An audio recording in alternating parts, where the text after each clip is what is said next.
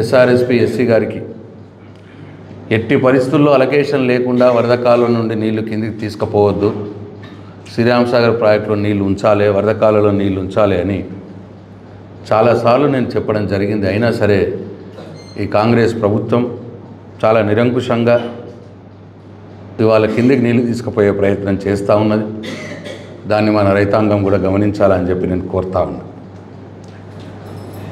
అట్లనే కప్పలవాగు పెద్దవాగులో అనేక చెక్ డ్యామ్లు కట్టుకున్నాం.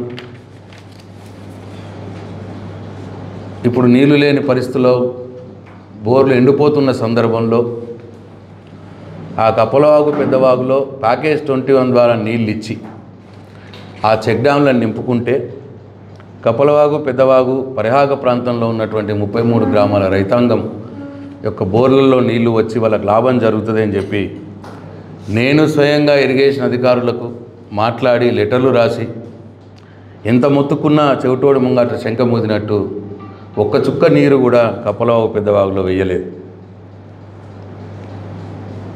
మనం ప్యాకేజ్ 21ని ట్రయల్ రన్ చేసినప్పుడు ఆ నీళ్ళని తీసుకొచ్చి కప్పలవాగు పెద్దవాగులో వేసినాం ఇంతకుముందు. ఇప్పుడు అదే పని చేయండి అంటే దానికి కూడా ఈ ప్రభుత్వం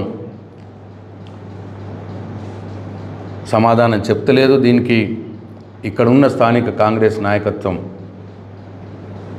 సమాధానం చెప్పాలని చెప్పి నేను డిమాండ్ చేస్తూ ఉన్నాను. ఇకపోతే ఇప్పుడున్న ముఖ్యమంత్రి గారు రేవంత్ రెడ్డి గారు ఎన్నికలప్పుడు ఏం చెప్పిండు, ఎన్నికల ప్రచారంలో ఏం చెప్పిండు, ఇప్పుడేం చెప్తున్నాడు, ఇప్పుడేం చేస్తున్నాడు మనందరికి కూడా గమనిస్తూ ఉన్నాం. ఎన్నో హామీలు ఇచ్చినాడు, అవన్నీ కూడా 100 రోజుల్లో అమలు చేస్తానని చెప్పినాడు. ముఖ్యంగా రైతులకు ప్రధానంగా 4 హామీలు ఇచ్చినాడు, అవన్నీ కూడా 100 రోజుల్లో అమలు చేస్తా అన్నాడు. ఇవాళ ఏ ఒక్క హామీ కూడా అమలు చేయకుండా రైతుల్ని నట్టేట ముంచుతూ ఉన్నాడు. ఏ ముఖం పెట్టుకొని ముఖ్యమంత్రి గారు మళ్ళీ రాబోయే పార్లమెంట్ ఎన్నికల్లో ఓట్లు అడుగుతారో అని చెప్పి నేను ఇవాళ ప్రశ్నిస్తూ ఉన్నాను.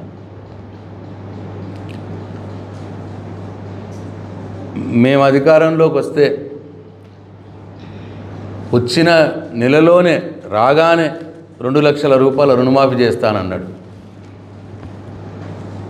ఇంకా ఎవరన్నా బాకీ కట్టుంటే మళ్ళీ పోయి తెచ్చుకోండి, 2 లక్షల రూపాయలు బాకీ చేసి రండి, నేను రాగానే 2 లక్షల రూపాయలు రుణమాఫీ చేస్తా అని చెప్తాడు.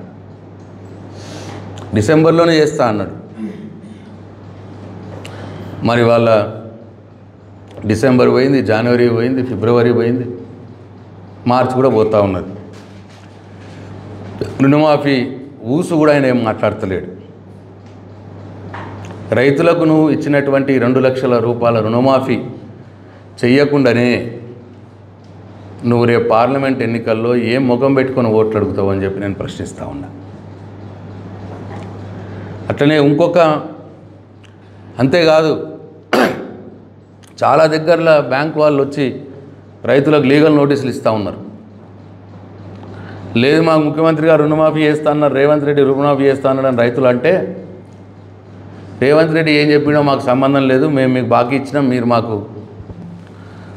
తిరిగి కట్టాల్సిందే అని చెప్పి ఇవాళ నోటీసులు ఇస్తూ ఉన్నారు. మేము ఈ సందర్భంగా టీఆర్ఎస్ పార్టీ తరఫున రైతులందరికీ నేను పిలుపునిస్తూ ఉన్నాం, మీరు ఎవ్వరు కూడా బ్యాంకులో రుణాలు కట్టవలసిన అవసరం లేదు.